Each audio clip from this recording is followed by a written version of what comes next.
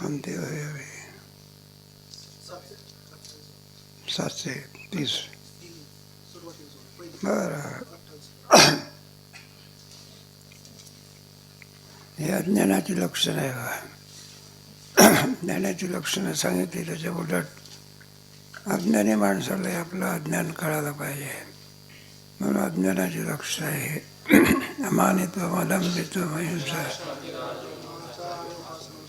एक मानाची इच्छा करीत नाही, एक मानाची काय करतो. त्याप्रमाणे सगळे उरले आपण लागायचे. आणि काही धनंजय जो गृहदेय सामक नदेक एकादशी जन्मादे आसक्त आणि निसंग पुत्रद्वार त्याच्या उलट हे बघायचं.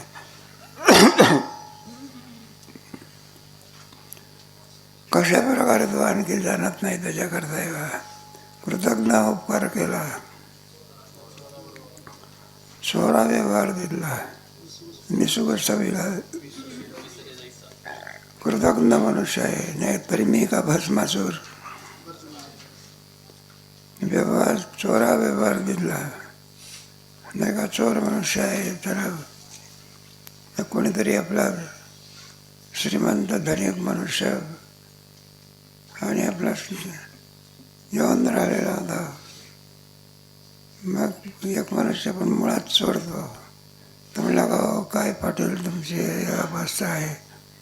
एवढा कोट तुमचा मळून गेला, सदरा काय नाही. म्हणलं हे धुवायला पाहिजे. म्हणलं आमच्या घरचे लोक धुत नाही. मग काय करायचं आहे. म्हणलं मी धुतो की.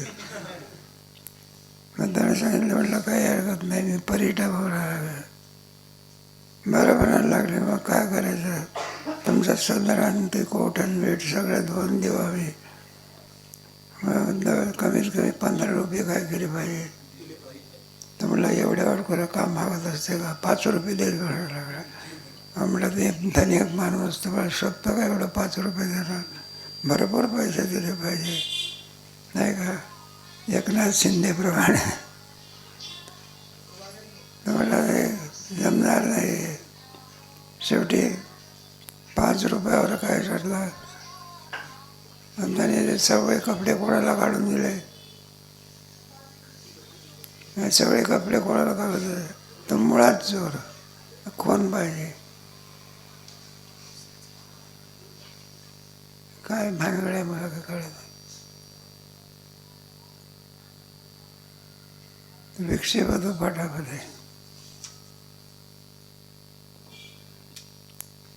चोराला व्यवहार दिला. तो होता चोर.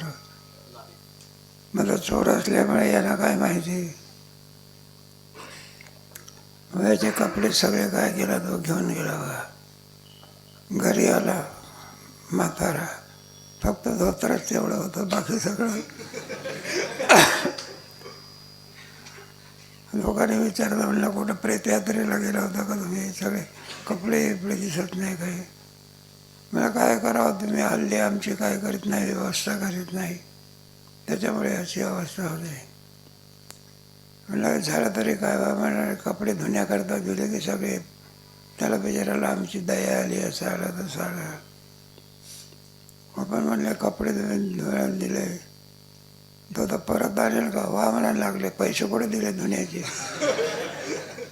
आता धुण्याचे 5 रुपया करता तो काय 50,000चे कपडे आडूच सोडले. ते कपडे साधे होते का सोन्याची जर होती त्याला. मग ते सोन्याचे त्याला गुंडे आराम करता बघा. तो परत देत असतो का. तो जसा विसरून जात असतो त्याप्रमाणे दृष्टांत. एक दृष्टांत. 16 व्यवहार दिला. निशुगच सवेला पिसरे जायचा. ज्याला कोणत्याही प्रकारे लाज नाही अशा माणसाची जर स्तुती केली तर त्याचा काही उपयोग होऊ शकत नाही. एक दृष्टांत देऊन सांगतात कशा प्रकारे. ओढाळे दाला विळे सोने तैसेची काना पुष्प बोले. ती पुढती ओढाळू आले एवढे. ओढाळे दाला विळे. बाईने स्वयंपाक केला आणि ती काही पाणी आणण्याकरता गेली. दार उघडे ठेवलं. तितक्यामध्ये महाराज शिरले. महाराज म्हणजे कोणते. ग्रामसिंह.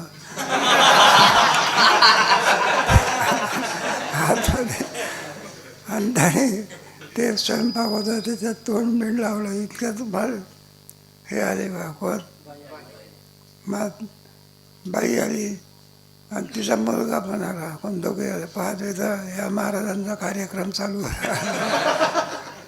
आता याला शिक्षा लावली पाहिजे, काय लावली पाहिजे म्हणून शिक्षा द्यायची म्हणून त्याला बरोबर दारामधून अर्धा जाऊ दिला. किती आणि दाराशी बंद केले. तोंड तिकडे शेपूट. मग एकाने काय केलं बघा, ते शेपूट तोडून टाकलं त्याचं. बाईने त्याचे ते कान बिन काय केले तोडले आणि पुढे सगळं रक्त आणि येत होतं बघा. अशी शिक्षा कोणाला दिली? त्या कुत्र्याला दिली. बाईने आणि मुलांनी असा निश्चय केला, आता एवढी शिक्षा दिल्यामुळे पुन्हा कुत्र परत येणार नाही म्हणून निर्धास्त राहिले बघा. दुसऱ्याही दिवशी तोच प्रकार येऊन पाहते तर पुन्हा हे महाराज घरामध्ये. त्या कुत्र्याला काही लाज आहे का? आपलं शेपूट तोडलं, कान तोडले तरी सुद्धा कोटग्या लाज नाही. कालच्या कोटग्या एक एक एक एक पहा ते पण ओढाळीचा लावेल ते कान पुसतायचे जीवले. त्याच्यातून ते रक्त जसंच्या तसंच पडत होतं की पुढती ओढाळूवाले सुने जायचे. पुन्हा पाहावं तरी कुत्र त्या घरामध्ये तसंच. सापाच्या तोंडीला साचत सचबडी, मशिकाची आकाडी स्मरेना काही. सापाची आतोंडी जात असे सबवडी. एखादी बेटकुळी असते, साप असा गिळत असतो बघा. कोणाच्या तोंडात चालली आहे ती? मग ती जगेल का आता? ते सबडगोडी मशिकाची आकोडी स्मरेना काही. पण आता इकडे तिला सापाने धरलेलं आहे. तिचं तोंड तिकडे असल्यामुळे समोर माशी आहे. मग आता ती बेटकुळी पुन्हा करता खाण्याकरता प्रयत्न करते माशीला. आणि बेटकुळीला खाण्याकरता कोण प्रयत्न करतो? साप. जगेल का ती? थोड्या लाभाकरता मनुष्य व्यवहारामध्ये विचार करीत नाही. ज्या लाभाच्या योगाने थोडा लाभ मिळतो, नरकाधिकाची काय होते? प्राप्ती होत असते. चोरी ती चोरी. 50 रुपयाची केली तरी चोरीच आणि 5,000ची केली तरी.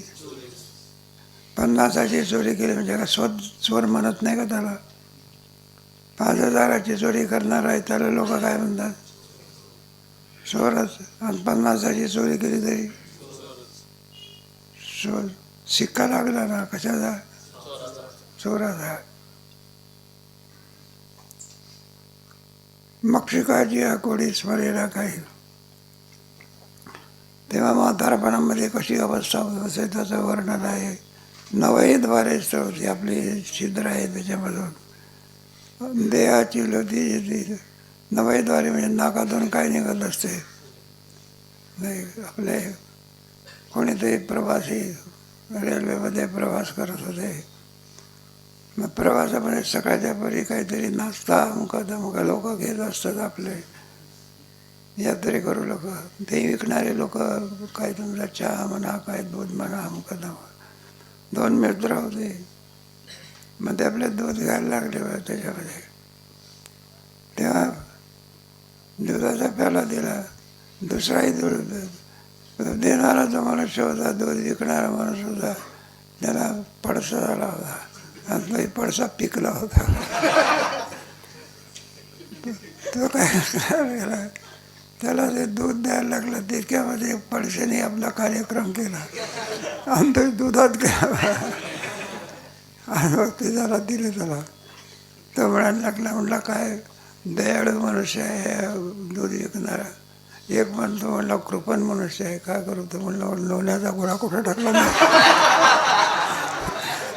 तुझ्या याच्यामध्ये लोण्याचा काय टाकला? आता लोण्याचा गोळा आहे. दृष्टांत संपला.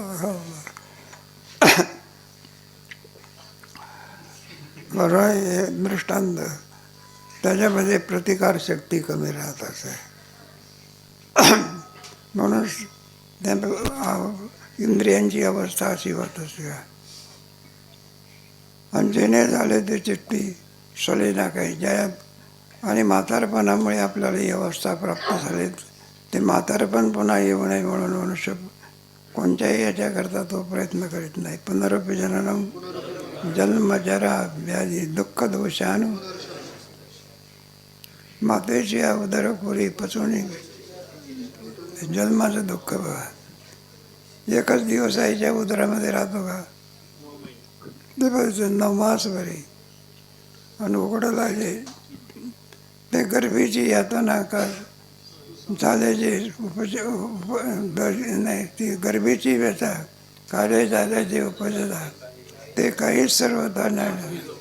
आपण इतके दिवसपर्यंत त्याच्यामध्ये होतो. नाना प्रकारचे दुःख काय सांगू. गरिबीची यातना मध्ये बघताना माणसाचं क्षण एक जन्माचं दुसरं कोणतं मला चालत प्रयाण काळी असं मृत्यू का मृत्यू घे कवळी म्हणजे दोन सगळ्यामध्ये सगळे अनेक दुःख असेल तरी पण त्याचे काहीतरी नैरूप निवृत्ती करता येते.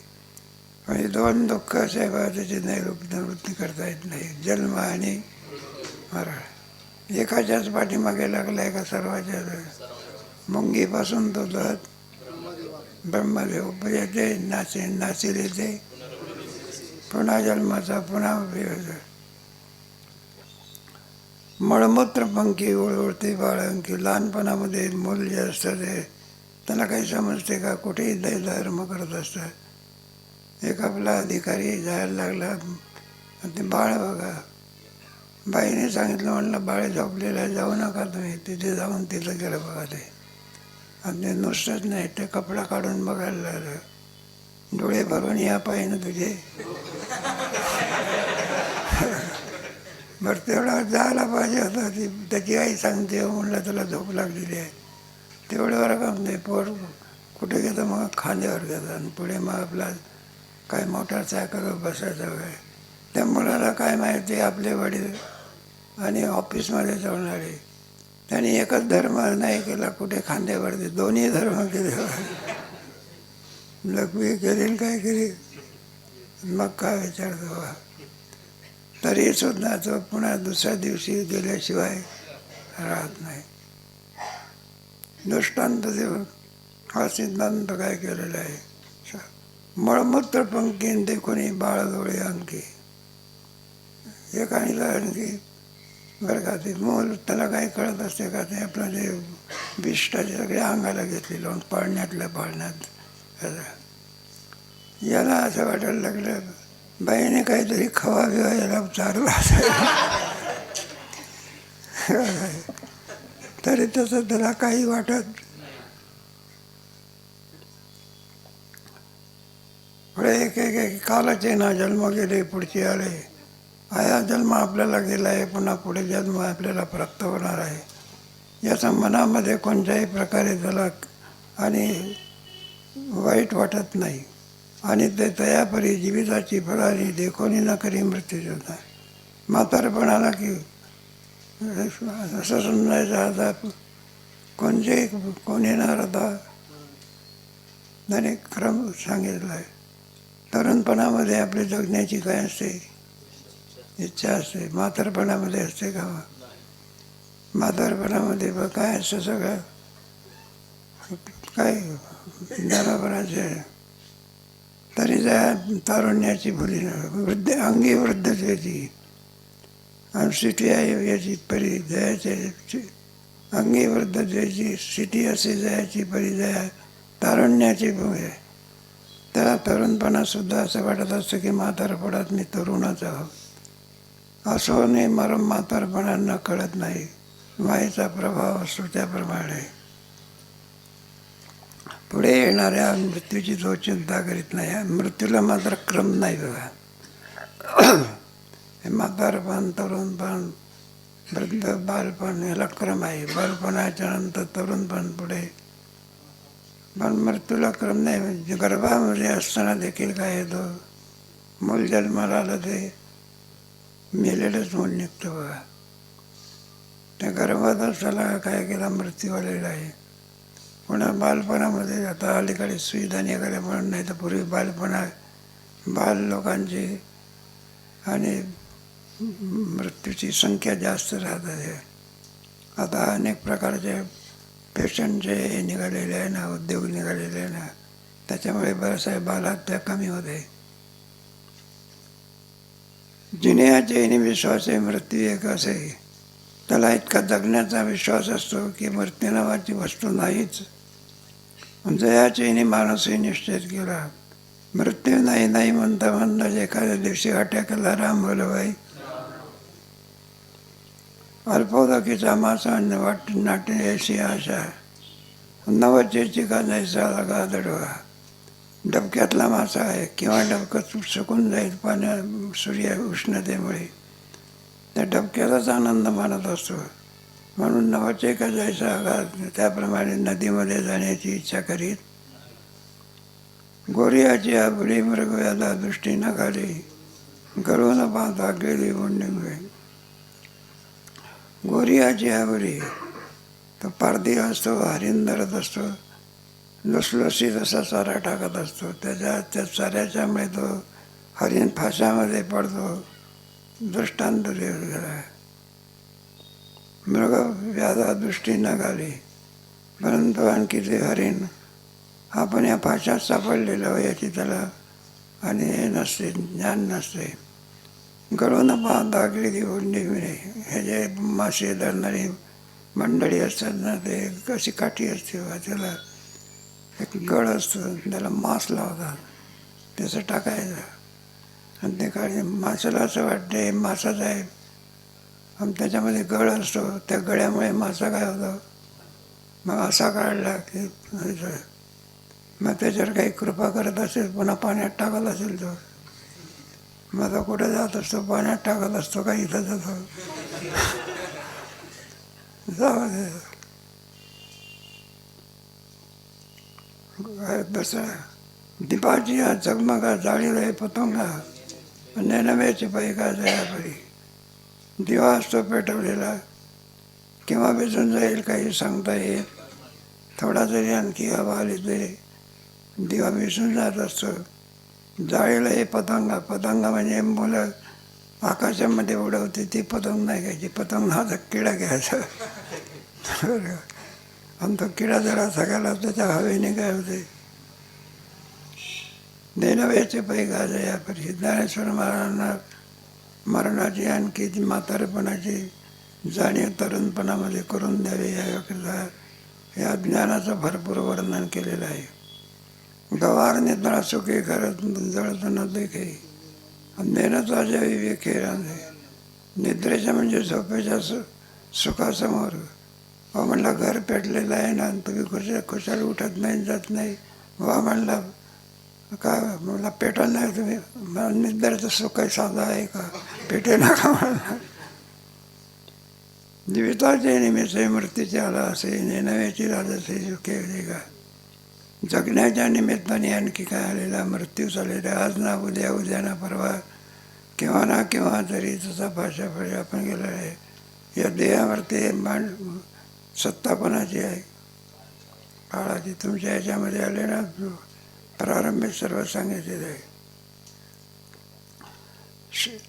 नेण्याची राहसे सुखे दे का. हे रजोगणी सुख असताना विषयापासून होणारं जे सुख असतं यथास्थित, त्याच्यामुळे आपल्याला पुढे मरण येणार आहे याची जाणीव होऊ देत नाही. सगळं काही चांगलं असतं. म्हातारपण असतो, पेन्शनमध्ये काय 5-25 हजार पेन्शन, आणि घरचे लोक सगळे अनुकूल असतात. विसंगती नसते, काय नसते. विसंगती असेल तर मग प्रश्न वेगळा असतो. कवा म्हणला तुम्ही आळंदीला कशा करता आला, मग म्हणला मुलाचं आमचं काय होत नाही, पटत नाही. विसंगती आहे म्हणजे. आणि ज्याच्यामध्ये सगळं अनुकूल आहे सगळं, तर तोही बंदच आहे. काय आहे नसायचा. चांगला परिवार असणे, मनासारखं असणे, हे सुद्धा विषय सुख आहे. त्याला विचारलं म्हणला कवा काही भक्त करत जा की कशाची, पांडुरंगाची. मनुष्य देह आहे, अमकाय तमकाय. आता श्रीमंत मनुष्य काय म्हणत असतो, म्हणलं आम्ही त्या भानगडीत पडत नाही. भक्ती त्याला भक्ती करणं काय आवडते, भानगड वाटत असते. कारण सुविधा असते ना, पैशाला काही कमी नसते, मुलासारखा असतो, गुण वगैरे निवडून आलेला असतो.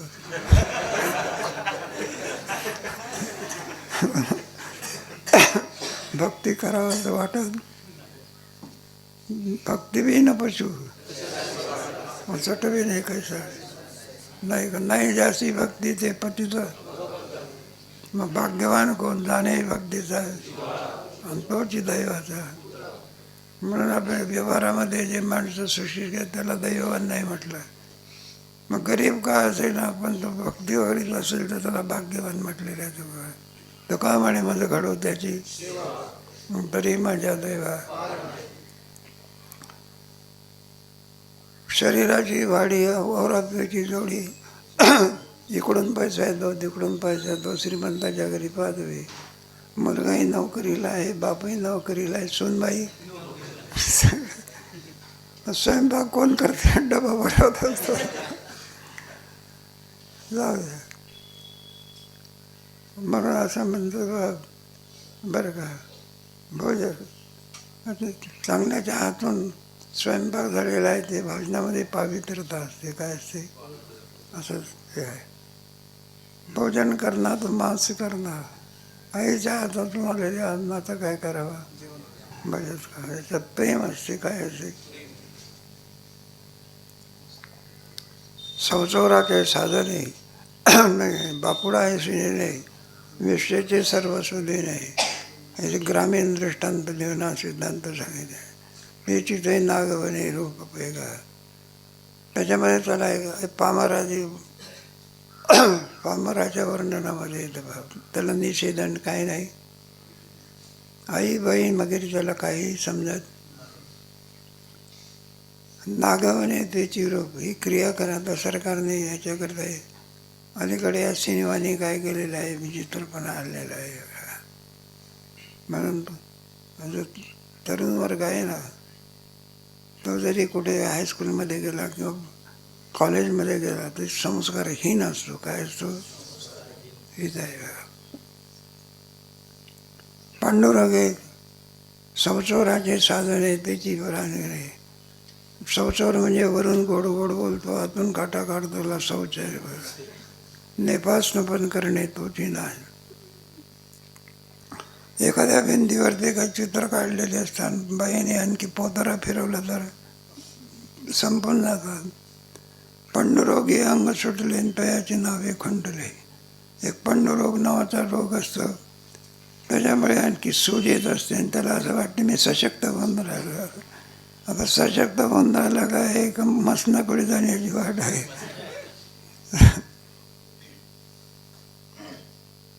तैसा नाही बोले हा निदान. त्यामुळे आणखी व्यवस्थित सगळं चाललेलं आहे. सकाळच्या प्रहरी नाश्ता होतो, दुपारी बरोबर सगळं चालतं आहे. मनासारखं जेवण खावण कपडे वगैरे. आणि त्याचा परिणाम काय होत असतो? काय नेणे बोले आहार निद्रा. आहारामध्ये जेवणामध्ये सुख असतं ना, आणि निद्रेमध्ये सुख असतं. या दोन सुखामुळे तो परमात्मा सुखाला परत होत असतो. मग कशाला येते? सन्मुख सोळा तो धावतो या पायाच्या बळा आणि प्रतोपतीचा बळा मृत्यूयोगी. एखाद्या माणसाला फाशीची शिक्षा झाली म्हणजे सोळावर देत असते. चालायला लागला म्हणजे सोळ लांब लांब जात असतो का जवळ येतो. जसे जसे दिवस जात असतात, वर्ष जात असतात, तसा तसा मृत्यू जवळ येत असतो. जवळ येऊनही सुद्धा त्याला त्याची काळजी वाटत. देह तो असे वाढू आणि जवळजवळ दिवसाचा वाढू, जवळजवळ सुरवाढू भोगाचा. जसा जसा आणखी तारुण्य माणसाला प्राप्त होत असते आणि जसे दिवस जात असतात, जवळजवळ सुरवाढू भोगाचा तो. श्रीमंताच्या घरी एक भोग असतो का नाना प्रकारचे भोग असतात.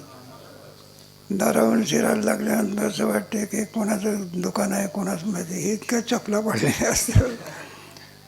बाहेर जाण्याच्या चपला वेगळ्या, सगळ्या जाण्याच्या चपला वेगळ्या, देवपूजेत नेण्याच्या असं. त्यात चपला काय, तिचा मान किती असतो दाराच्या बाहेर. कारण तिला प्रत्येकाचे ठरलेले असते ना काय असेल. चपलाचा मान किती आहे? दारापर्यंत. पुढे दाराच्या आत नाही, चपला कुठे ठेवतो आणि टोपी कुठे देतो? देवापर्यंत. असं आहे. प्रत्येकाचा मान काय झालेला असतं? ठरलेला असतं. तर बघा, ते कुत्री आणि मांजर असतात ना, कुत्र्याचा मान कुठपर्यंत असतो? दारापर्यंत असतो आणि मांजर आतमध्ये. ती काही मालकाला विचारत असते का मी आतमध्ये शिरू खाऊ? मालकाची परवानगी झाली तर शिरते, नाही ना. एक एक एक एक दृष्टांत म्हणून असे. म्हणून जवळजवळ अधिक आहे मरण आयुष्याचे जिंके देवी देवी बदुके घासीच असे. असं एक एक दिवस जात असतो. तो एक एक दिवस गेल्यात तरी माणसाच्या दारामध्ये येत नसते. याचे दृष्टांत ज्ञानाच्या याच्यामध्ये चाललेले आहे.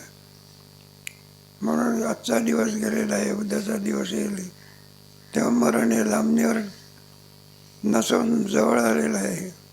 असं दारामध्ये येत नाही. तैसे जीवित्व जाय आणि तयास तो काळाचे पाय आणि हातवा बिजे होय ठावके जाय. तैसे जीवित्व पाय, त्याप्रमाणे जीवन असतं किंवा होय. कुठेतरी आपला ग्रस्त गेला, पण आता कीर्तनाला स्वागत वगैरे झाला, काय त्याचं आलं पोहा म्हणा मुकदम काय हे ते. मग दुसऱ्या वर्षी निमंत्रण, दुसऱ्या वर्षी कीर्तनाला गेला. मग दुसऱ्या वर्षी मालक आलू पोहा घेऊन आला. तो म्हणला का यावर्षी मालक तुम्ही घेऊन आले का? बरं काय झालं? म्हणलं आमची मंडळी सुविद्य होती काय होती, गेल्या वर्षी नाही का तुम्हाला आलू पोहा आनंद दिला वगैरे आमचं दोघं. म्हणलं झालं काय? काय नाही म्हणले, 2 दिवसाच्या तपाने काय झाली, संपली म्हणायला लागली.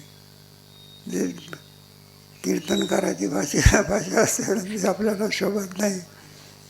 बरं झालं म्हणायला लागले. 2-3 दिवस गेले. म्हणलं तुरी देऊन गेली. बरं म्हणलं अरे तुरी देऊन गेली. बरं का पुढचं ना ऐकलं. म्हणलं तुझ्या ढुंग्यावर लाच मारत आहे.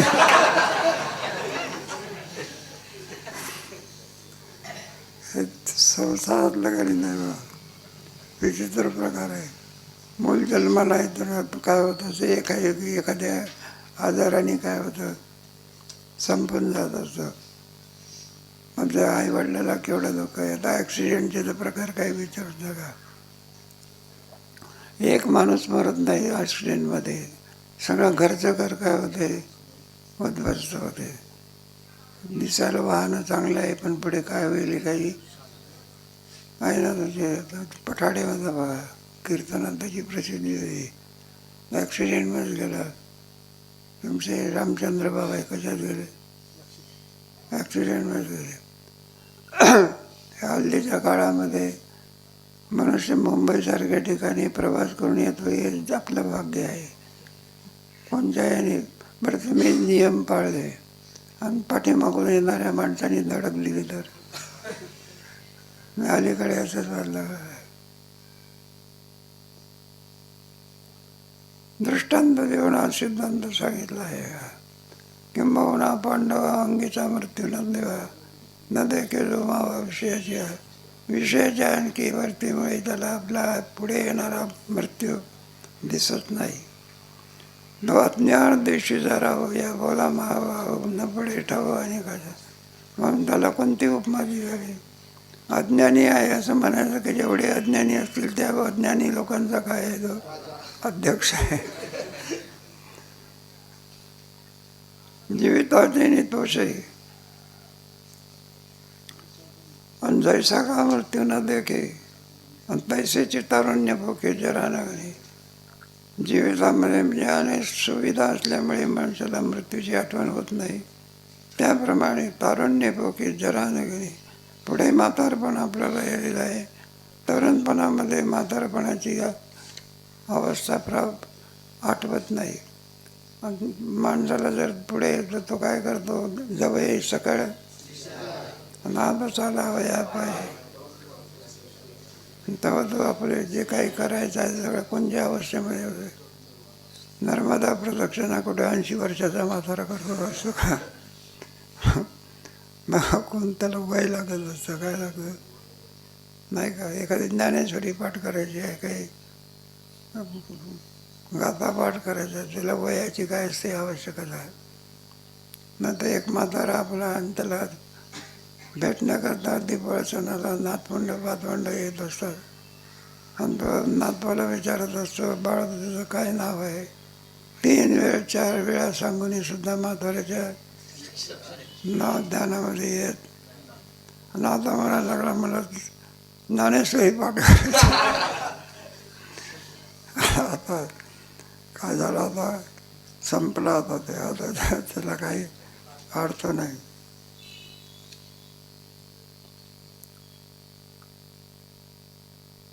लोट तारुण्यपोखी दरा न कमी.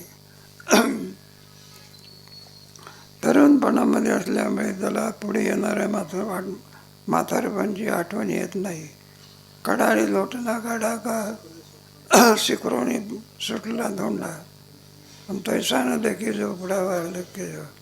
कडाळी लोटला काढा, वरून एखाद्या उतारावरून जर ॲक्सिडेंट झाला म्हणजे आतले वाटत असतात का शिकरोणी धोंडा बडा सुटला धोंडात. भामचंदावर पावरून मोठे मोठे असे दगड असतात. एखाद्या वेळेला काय होत असतं, तुझ्याकडे कसा पडतो कोणाच माहिती. आणि पडल्यानंतर खालच्याही ठिकाणी त्याच्याही त्याप्रमाणे वार्धक्याच्या विषयी वर्णन चाललेलं आहे. आड ओळा पाणी आले का मैसियाचे झुंड माजले, तारुण्याचे चल्ले भरले जाय. आड ओळा पाणी आले, एखादा ओढा असतो आणि पाऊस पडल्यामुळे त्याला एक पाणी येत असतं, पण ते पाणी टिकत असते का? ते 2 दिवस गेलेत पुन्हा कोरड्याच्या. मैसियाचे झुंड मातळे, पूर्वीच्या काळामध्ये 2 रेडे एकमेकाचे एक झुंड पूर्वीच्या काळात असत असते. तारुण्याचे चल्ले बरं, तरुणपणा असतो, सर्व सुविधा असतो, काय समजलं असं पवन घेऊन तुला ही भाषा असते का? त्याला तारुण्य असावं पण नम्रता असावी. काय असावी? उन्मत्तपणा नसावा. तारुण्याचे चढले फुररे जया, पुष्टी लागो विग्रो कांती पाय निसरो, मस्तका धरी सुरोभागी कंबा. पुष्टी लागे विग्रो, धीरे धीरे धीरे धीरे आणखी शरीरातला ही कमी होत जाते. कांदी पाय निसरो नाही का, सुरत्या पडत असतात. मस्तका धरी शिरो भागी कंपा, न सांगताना आणखी डोका त्याला तो वात म्हणता किंवा काय मासेची मान होत राहते. ज्ञानेश्वर महाराजांनी त्याचं वर्णन केलं. दाढी सावळ धरी आणि मान हलवणी वळी नाही का. दाढी मनावरचे डोकीचे केस म्हणा काळे असतात, कसे पांढरे होतात हे यालाही सुद्धा काय होत नाही, कळत नाही. सावळ धरी म्हणजे पांढरेपणा. मान हलवणी वाळी, तरी जो न करी मायेचा तरी सुद्धा आणखी त्याला आणि मायेच्या विषयी कोणत्याही प्रकारे आठवण होत नाही. एका आंधळ्या माणसाचा दृष्टांत देऊन सांगता. पुढील ओरी आंधळे तवन देखी जेवी आंधळे, अनका डोळ्यावरी निराळे. आंधळ्या माणसाला जर धडक लागल्यानंतर मग कळते त्याला खांब आहे म्हणा नाही का. त्या आंधळ्यामध्ये काही काही आंधळे 4 आहे. एक आंधळा होता बघा, तो त्याची टोपी काय करायची, बरेच 2, 4, 5, 10, 5 टोप्यामध्ये काय करायचे असे. आणि ते बरोबर असं टोपी आपलं असं करायचं बरोबर. एक आंधळा तर पेटी दुरुस्त करायचं बा वाजवण्याची. कसे करा काय करा चाणाक्षी होते. गुलाबराव महाराज होते ना माधवांचे, त्यांची तर काही गोष्ट जन्मांध होते, तरीसुद्धा त्यांना ज्ञान कसं होतं कोणाच माहिती. 4-2 बाया जरी आल्या आणि एखादी बाई आली, बरं तिचं नाव घ्यायची बाई. अरे म्हणलं गुलवी तू काही ओळखलं कसं? म्हटलं तिच्या बांगडीच्या आवाजावरून. बरं का, आवाजावर तोंडातल्या आवाजावरून नाही, कशावरून? इतकी चाणाक्षी बुद्धी असते. एक एक एक एक दृष्टांत देऊन आणि सिद्धांत सांगा. मग पुढील उदरी आंधळे दोन देखे जीव आंधळे. मग आंधळा म्हणतो कामाया आणि डोळ्या वेळ्या निगळे आळसी तोसे. आळसी मनुष्य आहे नाही का. तेव्हा एक प्रकारचा अनेक हे दाखवलेलं आहे. आळसी आळस असला शत्रू आहे ना नाही का. तुमच्या तमगुणामध्ये येणारा हा विकार आहे बा. त्याला आळस असं हा एक माणसं आळसाची झाडी दृष्टांत वेळ जातो आपल्याला. किती आळायचं. एक दोन ग्रस्त आणि एका झाडाखाली झोपले बा शेजारच्या. ते जांभळाचं झाड होतं कशाचं. आणि दोघंही झोपले बरं का. ते वरून काय पडलं एखाद्या तोंडावर पडलं. मग आता बाजूला करायला पाहिजे का नाही. तिकडून घोड्यावर बसून एक चालला होता. त्याला मोठ्या विनंतीने सांगितलं म्हणले महाराज इकडे या इकडे या इकडे या.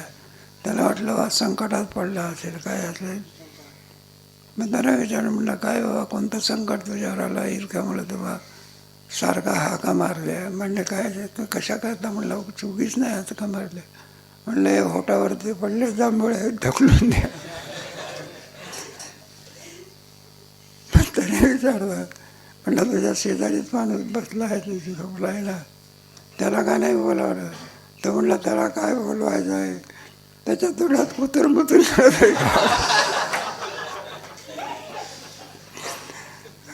सगळ्या आळसाचा राहिला. म्हणून मनुष्य मोठ्यांची वाक्य मनुष्य जो मूर्ख राहतो ना तो आळसामुळे राहिला.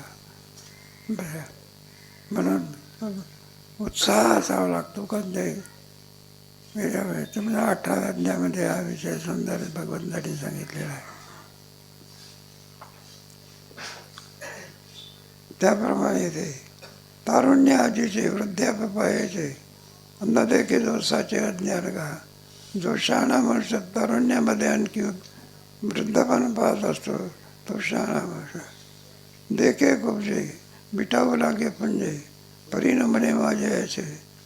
बस काही देखे आंधळा मनुष्य आहे म्हणा किंवा काही अन्यायाने नाही का. एखाद्या गाडीमध्ये आपला मनुष्य बिचारा चप्पी करून बसला असतो आणि म्हातारा असो. मग तरुण मुला बघा तुम्ही काहीतरी कागद टाकून देतात आपला आणि मागवून मग राजासारखे येतात. आणि एखादा म्हातारा मनुष्य बसला हे उठ असं आणि चप्पी गेली असेल. तरुणपणासुद्धा हे नम्रतेने शोभत असतो. कशाने शोभतो. नमस्यंतस्य मा भक्त्या भक्तीचे नमन वैराग्य तो त्याग ज्ञान ब्रह्मीभोग. नमनते नम्रता फळदिया तरुचिया शाखा सहजी. एक एक एक एक दृष्टांत देऊन हा सिद्धांत सांगितलेला आहे. अक्षमे कुबजे विटावं लागे पुंजे. उलट त्याला त्याचं काही वाटत नाही. परिणामने माझे ऐसे मला सुद्धा ही अवस्था प्राप्त झाल्याशिवाय राहणार नाही. अंगी वृद्धतेची संज्ञाही वर्णाची परिजया तारुण्याची भुरी न पिढी. आता अंगी वृद्धतेची आहे ना वृद्धपणा आलेला आहे ना. आणि संज्ञा हे मरणाची निश्चित समजावायचं मरण लांब गेलेलं आहे का जवळ आलेलं आहे. खरं त्याचं असं आहे म्हातारपण म्हणजेच मरण नाही ना का लक्षात. म्हातारपण झाल्यानंतर मरण येते असं नव्हे. म्हातारं म्हणजेच काय मग सगळे इंद्रिय शीतल होत असतात त्याच्यामध्ये. परिजया तारुण्याची भुली न पटे. तरी सुद्धा त्याला असं वाटत नाही आपण बाकी सगळे मरत असतात मी मात्र जिवंतच राहत असतो. मायेचा पैसा जो असतो ना तो माणसाला कर्तव्यापासून च्युत करत असतो. हे सगळे संज्ञा हे मरणात तरी तारुण्याची भुली न पेटे. तो अज्ञानाचे घर हे साचची घे. ज्याला हे सर्व आंधळेपणासारखं आणखी वागत असतो त्याला काय म्हणायचं, तो नुसता साधा नाही, तो अज्ञान राहण्याचा तो काय आहे घर आहे. सासजी गे बुद्ध देवीची परिस्थिती तोरचिन्ह. आणखी थोडा आम्हाला बरीचशी चिन्ह सांगायची आहे. इंद्रियार्थेषु वैराग्य अनंकार जन्म मृत्यू जरा व्याधी दुःख दोष आलं दर्शन. सुंदर असं वर्णन केलेलं आहे ज्ञानेश्वर महाराज. वास्तविक पदामध्ये एकच आहे बघा, अज्ञानम यदोन्यथा. पण त्याच्यावर ते जवळजवळ 40-50 वय ज्ञानेश्वर महाराजांनी आपल्या परिस्थितीची कळावी म्हणून आणखी सुद्धा वर्णन केलेलं आहे. त्याचा विचार कधी करू.